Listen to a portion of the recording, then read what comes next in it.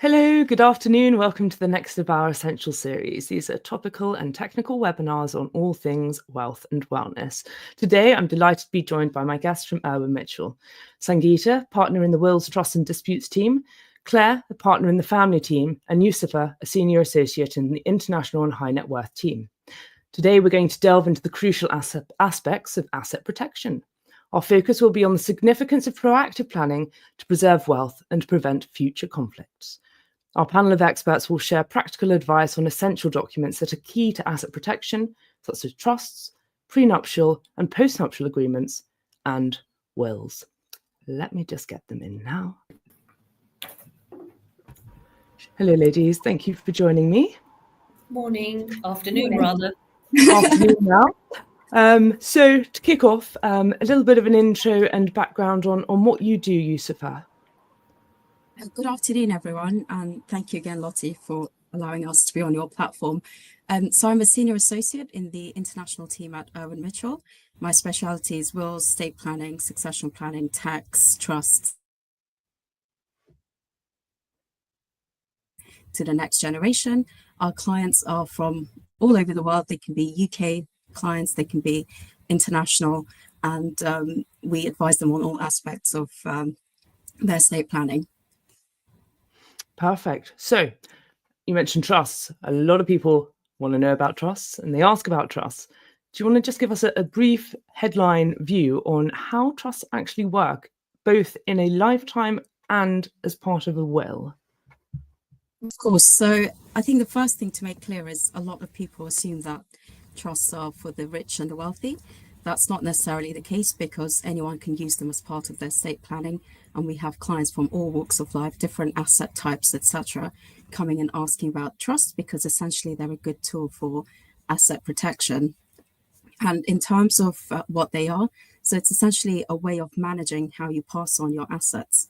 So normally people would think that they might pass assets on directly to a beneficiary or an individual or group or a defined group of people. But often they might be worried about what they might do with the assets. They might be vulnerable children, etc. So for those people, using a trust would be quite a good mechanism to pass on the assets, where they can still set out the terms and conditions as to how the assets should be used in the future. The key thing to remember is that there are three key people when it comes to a trust arrangement. So you've got the settlor. So this is the person who's got the money. They're putting the assets into the trust. You've then got the trustees. They're the people looking after the assets and managing them on behalf of the settlor. And then the beneficiaries. So these are the people that I call the lucky people, because ultimately they're the ones that will be benefiting in some way from the trust. A key thing to remember about trusts is that there are different types. And again, each person and their family circumstances will be different. So some trusts might suit some people. For some others, it might be a completely different trust. But broadly speaking, there are three main ones. And we'll just go through what each one of those are. So you've got the bare trust, which is an absolute trust where you've got a defined beneficiary. So for example, a grandparent might want to leave an asset to a grandchild. That grandchild will be the fixed beneficiary in that trust, and they will end up benefiting from that trust. And come the age of 18, they'll be able to call in those assets and benefit from it. So that's the bare trust. Then we have the discretionary trust, which hopefully will be the center of today's topic, because that's the trust where you don't actually specify a specific beneficiary. You could name a class of people, for example, children, grandchildren, and you can add and change these beneficiaries over time. So there's a lot of flexibility. And with these beneficiaries, they don't actually have a right to inherit or obtain anything from the trust. It's at the trustee's discretion, hence why it's called who gets what, how much, at what stage in their life. So again, when you're looking at life events, for example, bankruptcy, insolvency, divorce, it could be that the beneficiaries might take a view that actually let's not distribute asset to this individual, because there might be a life event that might impact what happens to the money. So it allows the settlor to have control as to where the asset ends up. And then finally, you've got the interest in possession, which is sometimes called a life interest trust. And in there, you've got essentially two beneficiaries. often known as, the first one's often known as the life tenant. So the life tenant will be entitled to the income during their lifetime. So say you've got the surviving spouse, you might want to look after them during their lifetime. You will set up this trust so they get the benefit of the income and use and benefit of the assets whilst they're alive. And then on death, the assets can pass to another set of beneficiaries. And again, if you look at a circumstance where you've got someone who's on a second marriage, they might want to protect their current partner or spouse, but then they want the assets to pass in the bloodline to their children from the first marriage. So that becomes quite a useful tool. So there are different trusts, and depending on people's circumstances, these trusts can help them in that sense. The good thing, and I'll stop rambling on, the good thing about it is that with these trusts, you can set them up during lifetime and also on death. But the only difference is with the lifetime, as soon as it's created, the trust comes into effect. Whereas if a trust arrangement is put as part of a will, then it only comes into effect on the death of the person who's given away the asset. So I hope that's given you a brief summary. But again, I must emphasize that advice needs to be taken about which one's the best route, as it can vary depending on family circumstances. That's really helpful. Thank you so much. So one question that has just sprung to mind, and one that I've encountered, is actually once somebody dies and say you are a beneficiary and there is a trust, sometimes the trust deed is very separate to the asset schedule, and maybe the asset schedule has gone walkies, and it's like there is a trust but nobody actually knows what's inside it. What would you recommend in those kind of situations, or is there something that you should be doing in actually your record keeping? So this is where I promote lawyers like myself, where we say if you take professional advice at the beginning, there should be no uncertainty about what forms part of the trust and what doesn't. So when creating the trust, say during lifetime or in a will, the executors or the trustees who then come on to manage that asset should have a rough idea of what's in there. Obviously, sometimes with life, it's difficult because other assets might be acquired, but the way the trust document is drafted by a professional would accommodate so that you can say if there's anything else, or if there's an asset that's converted into something part of the trust arrangement. So hopefully with good planning, there shouldn't be any confusion around that. But of course, Sangeeta will touch on on aspects where, even though you do try really hard to get things right, things can still go wrong. Yeah, that's human nature. So perfect, but that's really helpful. And I guess we've touched on some of the main benefits of what setting up a trust can do for asset protection, but is there anything else that you'd like to add? So there are a number of reasons why people set up a trust. As I said, the main one's asset protection. Secondly, it could be for tax reasons.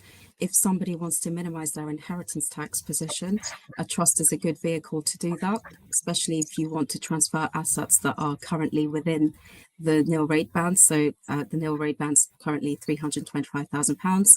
If, say, a grandparent wants to transfer that into a trust, they can do so without triggering an immediate charge to inheritance tax. But there is a caveat that they have to survive 7 years before it completely forms outside of their estate when it comes to death.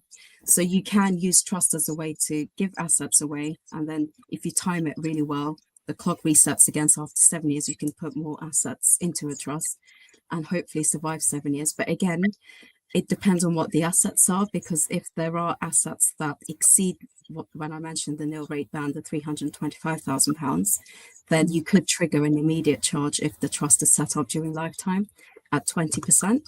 But with careful planning, I think you can probably manage how much goes in and reduce the tax aspects.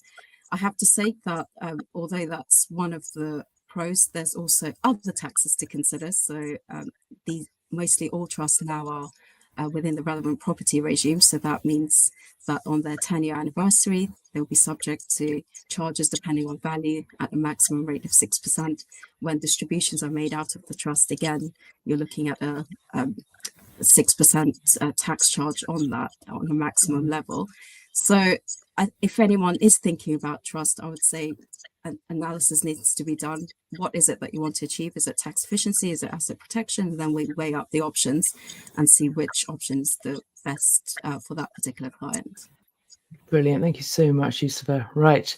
Next, Claire. Hang on, let me just figure out this muting, unmuting, and unmuting. Hi, Claire. Hi, Claire.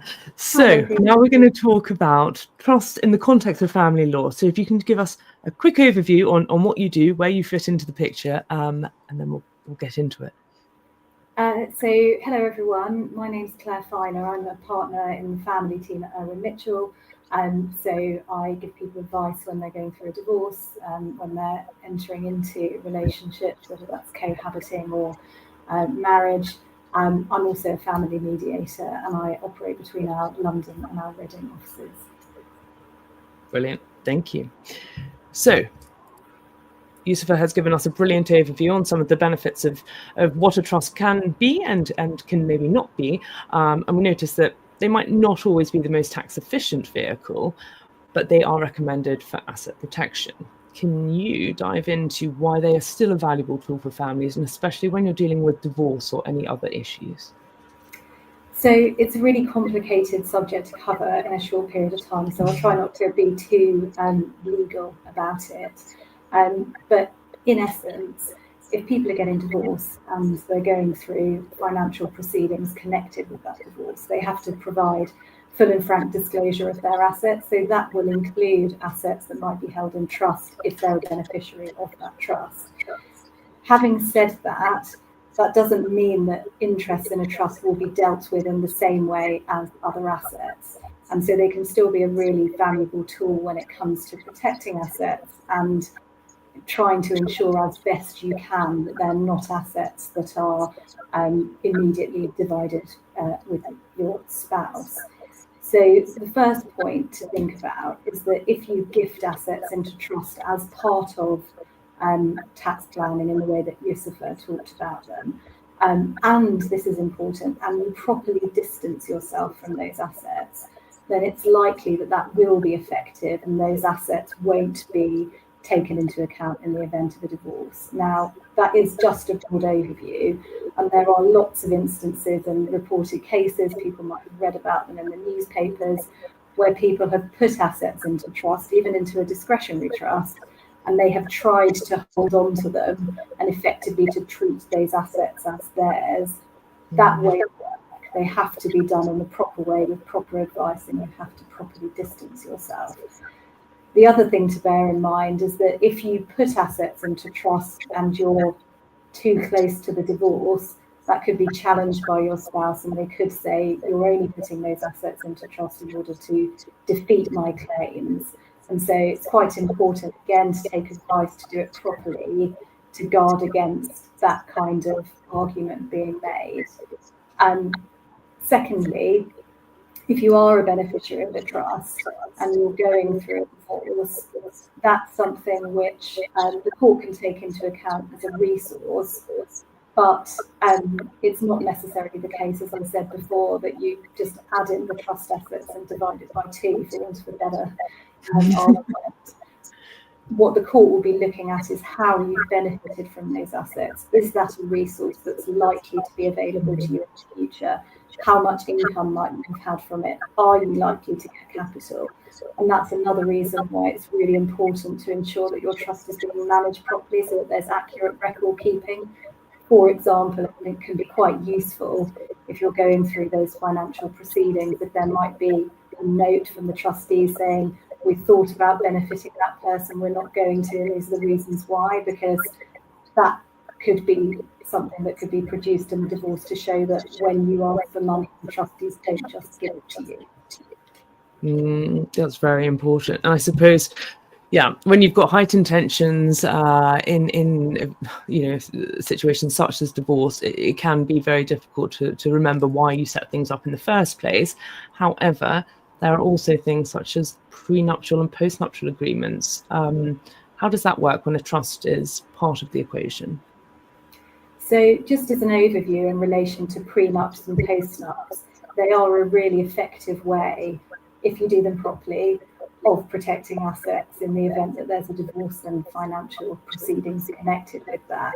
So the real benefit to them is they set out clearly, either at the outset or during the course of a relationship, how you want to deal with things if anything goes wrong. And so it's common as part of that kind of agreement to say that if you have an interest in a trust, that's often treated as a non-matrimonial asset. Sorry, using legal jargon. And that asset would not necessarily be shared with your spouse in a divorce. Prenups and postnups are really effective now. They're not contractually binding, but the law in relation to them has changed a huge amount over the course of the last 10 years or so.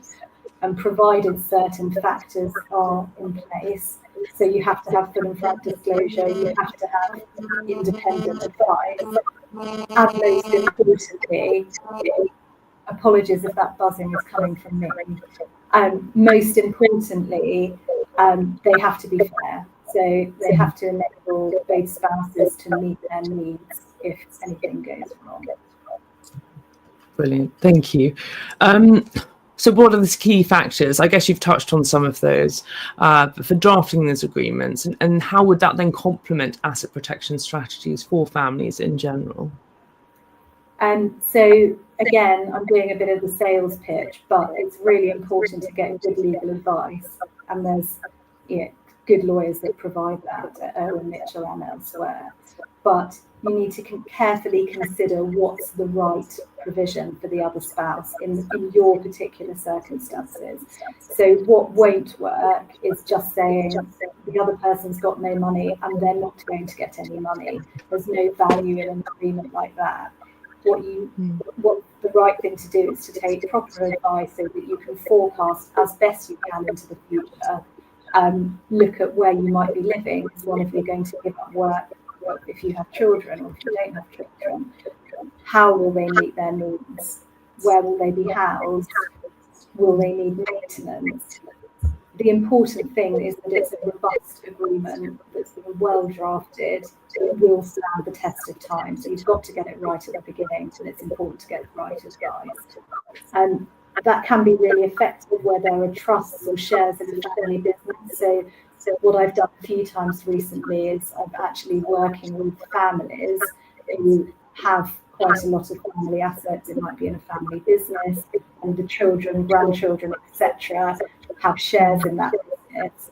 And it's kind of getting me in at quite an early stage to talk to the children so that they understand the kind of advice that would be useful if they're getting married, if they're cohabiting, and then it becomes almost part of what that family does, and ensuring that all of the children are on board.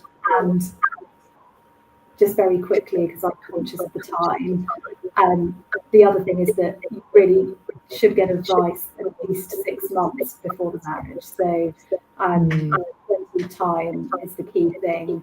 I've done a few where I've had to do it in a couple of weeks, and that's a real rush for everyone. It's not the best for the person that's being asked to sign it.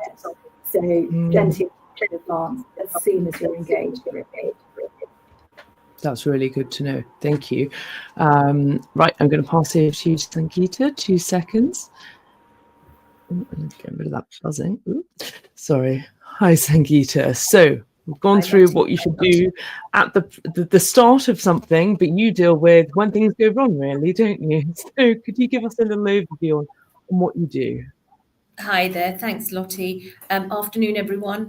I am a wills, trust and estates lawyer that deals with the contentious arm of things. So essentially when they're essentially post-death matters, when things go wrong, it can range from things like disputes between executors, fraudulent wills, claims against estates. So essentially post-death disputes would be a good summary.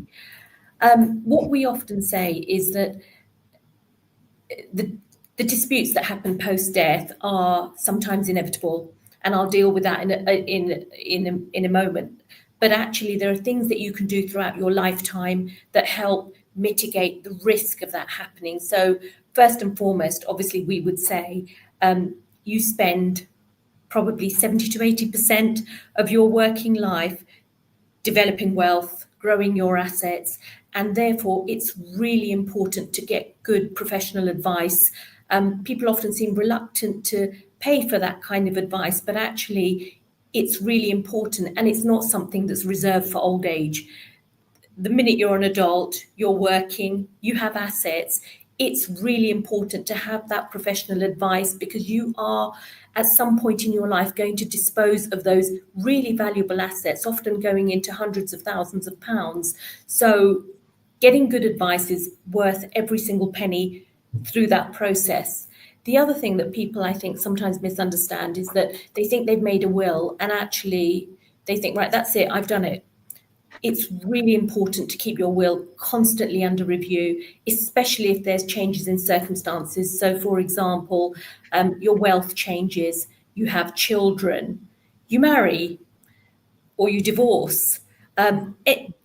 Anything like that should trigger you to reflect back on your will and make those changes. And actually, if you don't do that, and you don't do that on a regular basis, and you don't do that throughout your life in your 20s, 30s, 40s, 50s, there will be unintended consequences arising from not taking care of your assets. That's really important. So what would you do then to mitigate in your lifetime then that risk to your wealth after passing? Okay, so a few things that we need to be aware of. So obviously I've talked about the importance of having good advice, and I referred to unintended consequences. So for example, if you have a will and it's not drafted properly, or you don't make a will at all, your assets will pass under the rules of intestacy, which there's a statutory procedure by which assets pass, and that means you have no control over who it goes to. The other thing that it's important to get the good professional advice, is because you want to try and mitigate as much as possible any challenge to the validity of the documents that you have had prepared. So for example, we've often seen, I've just recently had a £3 million estate where a will has been set aside because it wasn't executed properly. There are certain formalities that need to be followed under Section 9 of the Wills Act 1837. And so if you have a solicitor to guide you about the proper process for following that, that's really important. The other thing that we should also remember is that when you go to a solicitor, they will often record a lot of the history, a lot of the background, your reasons for making a will in a certain way, and that can mitigate potential claims of, for example, undue influence. You know, if you don't take professional advice and you think you're making a homemade will, you're more prone to having allegations of undue influence, that somebody, perhaps a child caring for you, an adult child caring for you, or a carer within the home, or anyone who has close proximity to you. There may be allegations by the extended family for undue influence. So again, you mitigate those kind of claims. Yousafa has already touched on tax planning. That's another good reason. You know, a small investment can actually save you tens of thousands of pounds if you tax plan properly in advance and at every material stage of your life when there's, as I said, been a change in circumstances. The other thing that a lot of people aren't aware of is that there is a piece of legislation called the Inheritance Provision for Family Independence Act 1975, and I'll just refer to it as the 1975 Act for ease. But essentially what that means is that certain people, a certain category of people, can make a claim against a deceased person's estate where their reasonable provision hasn't been made for them. So sometimes that can happen where there's been an intestacy, so there's no will, and they say, well, actually, there's nothing left to me. Or it can happen where perhaps you've made a will and you've only left your spouse a very small percentage, and they will argue, well, actually, reasonable financial provision hasn't been made for me. Now, whilst you can't stop a claim being made post-death, because that's out of our hands, what you can do is take steps in lifetime to mitigate those risks when you get the good professional advice. So, for example, you can do a letter of wishes, indicating why someone's been left out or why limited provision has been made for them. So, for example, you might want to say, actually, I've left out this child over the other because I've given them a significant amount of money in their lifetime to buy their home. Or you might refer to a prenup, as Claire has alluded to, but it records why you've done what you've done. The other tip that we often give is, use a no contest clause, so that if the will is challenged on the basis that reasonable financial provision hasn't been made for you, the no contest clause says that actually, if you go to challenge this, then you're going to lose whatever you have. Now, that doesn't mean that you automatically will lose what you may obtain, but it makes people think twice about whether they're going to challenge an estate or not. The other thing is sometimes, for example, video recordings are really good, particularly when you have elderly people, they're leaving out a certain category of people. It's often a really good idea to have a video recording of them actually talking and expressing why they've left a certain person out, or why there's been limited funds provided for them. And they sometimes give you really valuable information that would not otherwise be available to the court. Background, history, family knowledge that helps mitigate those kind of claims. Sometimes there are gifts made to charity which families are unhappy with. We would say make that lifetime connection with the charities of giving small sums so you can see that link, that relationship. There are so many steps that we can take. And I would say probably one of the biggest tips in going through that process is that when you're doing this, and you're discussing the process with your lawyer, who is likely to say to you, actually, if you do that, and if you exclude that category of person, you're going to have a challenge. And we all know that the legal costs that get incurred through that process can be significant. We would say, have a chat, sit down with your son, daughter, wife, other financial dependent, and explain to them why you're doing what you're doing. And sometimes that's all it takes to defeat a claim. But it's important to have the evidence in place beforehand, so that if it is challenged, everything is really well documented by an independent person. Well, that's really good to know. And just touching back on that concept of documentation, that, there have been horror stories, or maybe not so horror stories for whoever's doing it, of the most recent will, let's say. And how are you supposed to know which is the most up-to-date will? Because if somebody gets there and I think this is one of those, you're kind of a bit stuck. Say you've got two wills, one is in your favor, one's not in your favor. You're the one who gets there first. There's only one copy. That one goes in the bin. Is that just bad luck? Well, you can get wills registered these days.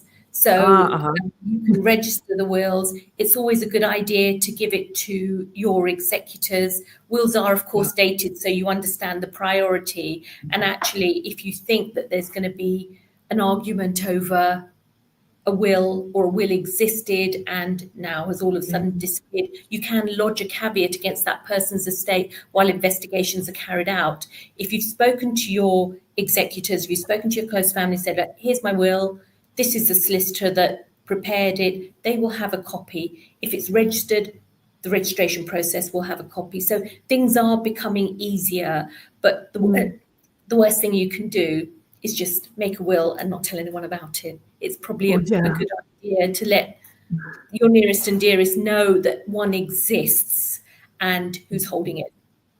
And then that's, to the point that I mentioned to Yousafa as well. If you've got a trust, and you've got the trust assets, labeled here, you've got that asset statement, but actually that doesn't cover everything that would be in there, because maybe there's another asset statement that is linked to it. It's almost like we need to blockchain all of this information, because whoever the sort of lead beneficiary is will be like, right, well, this is in my favor. And then by the time you as the other beneficiaries have found out about it, they could have sort of liquidated those assets and be like, well, this is just what's remaining. So is a lot of it sort of, you have to go on a hunch, or how would you actually prove that said assets were linked to the asset statement for that trust? Or does that not make sense? Yousafa, I'll leave that to you to answer, because it's in relation to trusts. Yeah, so I think whether you're thinking about assets left in a trust during lifetime or on death, record keeping is really important. And again, talking to the people involved, the beneficiaries, the trustees, the executors, educating them. A lot of this is all about education, because there's only so much the legal documents can do. The legal documents will say these assets belong to the trust, but you've got to educate the people around you to make sure they're well versed in the assets that you've accumulated. If there's any particular assets that needs to go to a particular beneficiary, again, legal documents can allow for that. So a lot of it comes down to having those conversations and not acting in silo, essentially, getting the whole family member involved. And if you do think you might need professional help, then there are professional trustees, professional executors that can come in to break that division between, you know, the fights that might happen internally between siblings or family members. So there are ways of doing it, but I think the message has got to come from the person going for that planning initially, because all of this could fail, as Sangeeta said. If you haven't spoken to the people, a claim can be brought, and it defeats the whole purpose of why that individual went to take advice initially. Yeah, thank you. That's super helpful. So let's start to wind down a little bit. Super interesting from all of you. Why don't we go to you, Claire, just to share a couple of your takeaway points then in terms of documentation and anything else that you think are particularly, oh, sorry, I muted you, useful for people to take away from this conversation.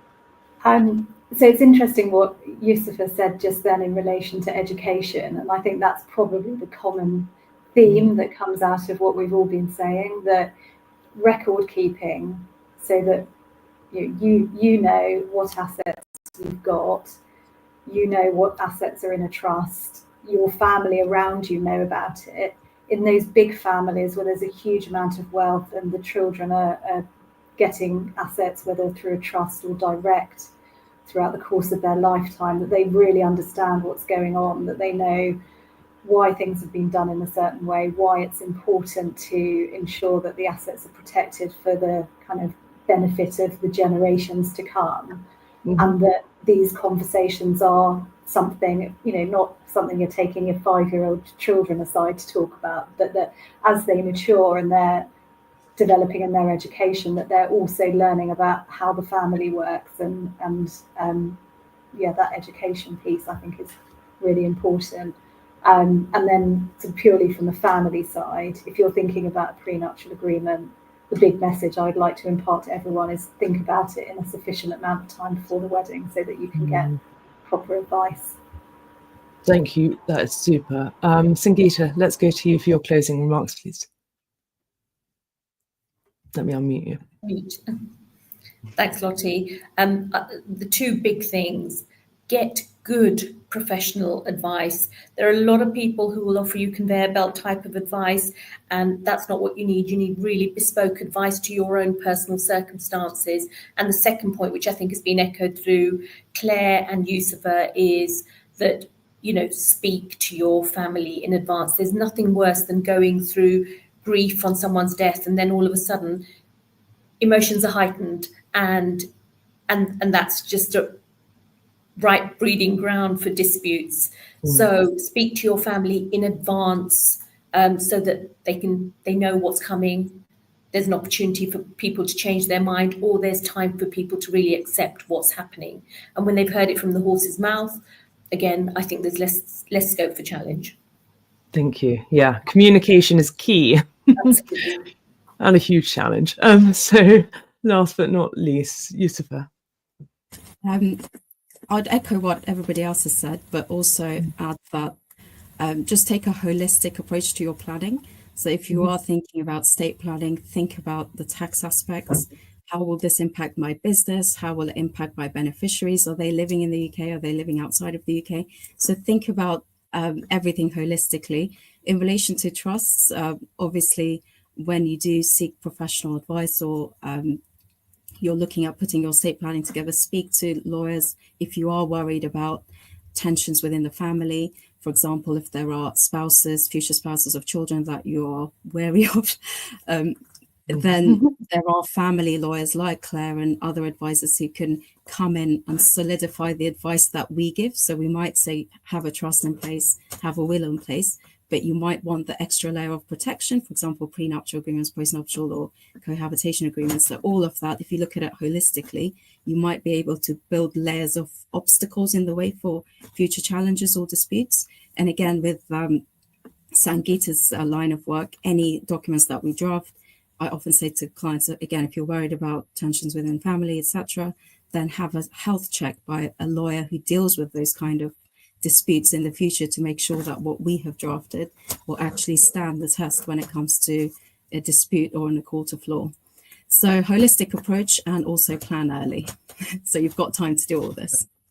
Wow, thank you, ladies. That was super, super helpful. And I think we've all learnt that record keeping, starting early, getting professional advice, a holistic approach, and communication are key to actually safeguarding your interests, both in life and in death. Thank you all for tuning in. And if you're watching this on the replay, if you have any questions at all, please do feel free to reach out either to myself or directly to Sangeeta, Claire, or Yousafa. And thank you again so much, all of you, for being here. So I will let you go, and thank you. We'll see you soon. Thanks for having us. Thank you. Thank you. Bye-bye. Bye-bye. Bye.